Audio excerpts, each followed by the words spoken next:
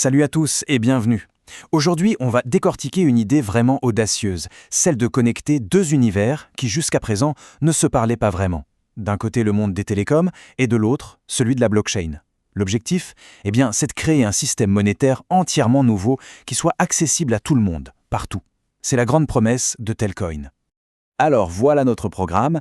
On va suivre un chemin assez classique, vous allez voir. On commence par le problème, on explore la solution proposée, on regarde comment la technologie fait tourner tout ça, et on termine par l'impact que ça pourrait avoir dans nos vies. Allez, c'est parti. Pour vraiment saisir l'intérêt de la solution, il faut d'abord prendre la mesure du problème. Et pour ça, un seul chiffre suffit à changer complètement de perspective. 5 milliards. Oui, vous avez bien entendu.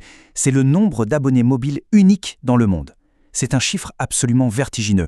Ça veut dire que près de 70% de l'humanité est déjà connectée via une infrastructure qui existe, qui fonctionne. Et c'est là que ça devient fascinant. Regardez ce contraste saisissant. D'un côté, on a les banques traditionnelles qui, au final, ne servent qu'une petite partie de la population mondiale, et de l'autre, la couverture quasi totale des réseaux mobiles. L'écart entre les deux est juste énorme, et c'est précisément dans cet écart que se trouve l'opportunité. Cette phrase, elle résume tout. Elle met le doigt sur l'évidence. Pourquoi ne pas utiliser ce réseau mondial, qui est déjà en place, qui est fiable, pour offrir des services financiers? C'est le point de départ de toute la vision de Telcoin. La question est donc, comment on fait pour combler ce fossé? C'est là que Telcoin se propose de construire un pont. Cette image illustre parfaitement cette vision. C'est une véritable poignée de main entre deux industries super puissantes qui donnent naissance à quelque chose de complètement nouveau. On ne parle pas de compétition ici, mais bien de symbiose.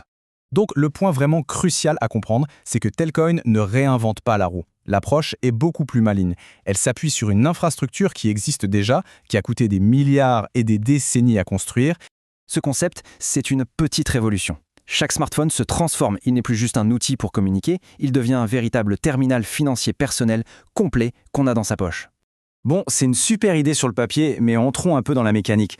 Concrètement, comment ça marche? C'est quoi le moteur sous le capot? Alors, au cœur du système, il y a le réseau Telcoin. C'est une blockchain dite de couche 1, c'est-à-dire la fondation de tout l'édifice. Et ce qui est très important, c'est qu'elle est sécurisée par les opérateurs mobiles eux-mêmes, via la GSMA, l'association qui les représente tous. Tout est pensé pour la sécurité, la conformité et les performances de niveau professionnel.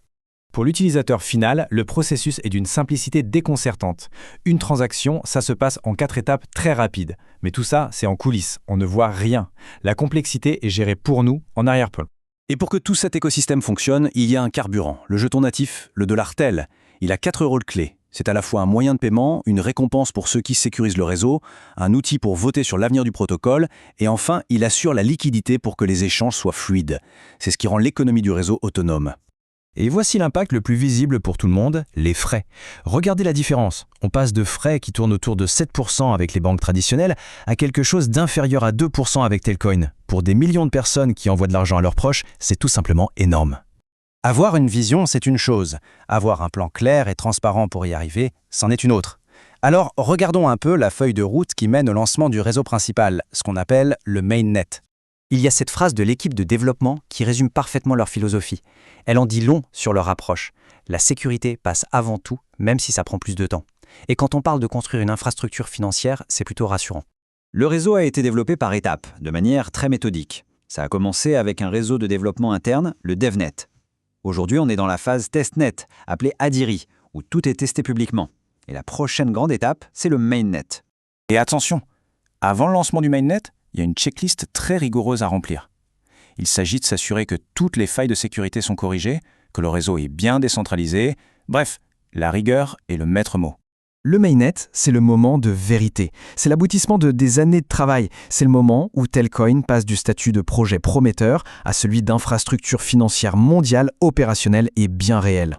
D'accord, la technologie, la roadmap, c'est bien, mais au fond, pourquoi est-ce que tout ça est important?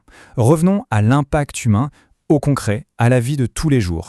Prenons l'exemple de Maria. Pour elle, économiser 45 $ par mois en frais, ce n'est pas un détail. Et le fait que l'argent arrive tout de suite, sans attendre plusieurs jours dans l'angoisse, ça change tout. C'est plus d'argent pour sa famille, et c'est surtout beaucoup de tranquillité d'esprit.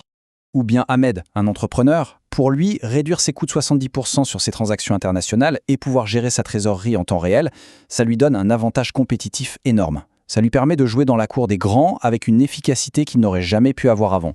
Et enfin, pensons à Lynn, une étudiante à l'étranger. Pour elle, éviter les frais bancaires qui peuvent être exorbitants et avoir accès à son argent immédiatement, ça lui offre une sécurité et une liberté financière. C'est une grosse source de stress en moins. Au final, ce que Telcoin nous amène à nous demander, c'est « et si ce futur n'était pas si lointain ? Et si la base de cette nouvelle finance était déjà là, dans la poche de milliards de gens ?» La question n'est peut-être plus de savoir si cela va arriver, mais simplement de savoir quand.